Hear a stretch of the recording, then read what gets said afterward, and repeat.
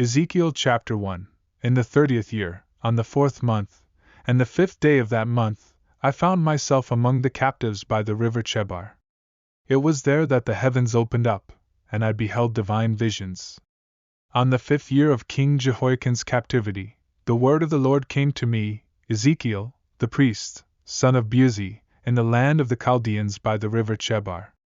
The hand of the Lord was upon me at that moment. As I gazed, I saw a whirlwind coming from the north, a vast cloud, and fire flashing within it. A radiant glow surrounded the cloud, and from its midst, a brightness like amber radiated forth. Within the cloud, I discerned the likeness of 4 living creatures. They appeared to have the form of a man. Each of these beings possessed 4 faces and 4 wings. Their feet were straight and resembled the hooves of a calf, shining like polished brass. Under their wings, they had the hands of a man, with each creature having 4 faces and 4 wings. Their wings were joined together, and they moved in straight lines without turning as they went. The faces of these beings were as follows: one had the face of a man, another the face of a lion on the right side, a third the face of an ox on the left side, and the fourth had the face of an eagle. Thus, their faces were structured, and their wings extended upward, with each creature's 2 wings touching the wings of the one beside it. Their other 2 wings covered their bodies. They moved forward without turning, for wherever the Spirit directed them to go, they went. They did not deviate from their course. The appearance of these living creatures resembled burning coals of fire, like torches moving among them, with the fire brightly shining and lightning flashing from it. The living creatures darted back and forth like flashes of lightning. As I looked at these living creatures, I observed a wheel on the earth beside each one, with its 4 faces. The wheels had a gleaming appearance, like beryl, and they all had the same likeness.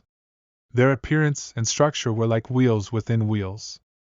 They moved in any direction they faced, without turning as they moved. Their rims were large and terrifying, covered in eyes all around the 4 wheels. When the living creatures moved, the wheels went with them. When the living creatures were lifted from the ground, the wheels were lifted too. Wherever the Spirit directed them to go, they went, and the wheels followed, for the spirit of the living creatures was within the wheels. As the living creatures moved, so did the wheels. When the living creatures stood still, the wheels also stood still.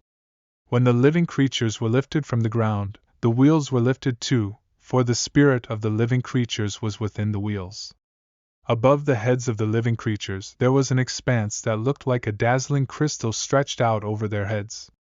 Under the expanse, their wings were spread out straight, with each living creature having 2 wings that touched the wings of the creature beside it. They covered their bodies with the other 2 wings. As they moved, I heard the sound of their wings, like the roaring of mighty waters, like the voice of the Almighty, like the tumult of an army. When they stood still, they lowered their wings. A voice came from above the expanse that was over their heads as they stood still with lowered wings. Above the expanse over their heads, there appeared something like a throne made of sapphire, and upon the throne, I saw a figure resembling a man. I saw a radiant glow like amber encircling the figure, from the waist upward, and from the waist downward I saw what looked like fire. There was a brilliant light all around him. The appearance of the rainbow in the clouds on a rainy day was like the radiance surrounding him.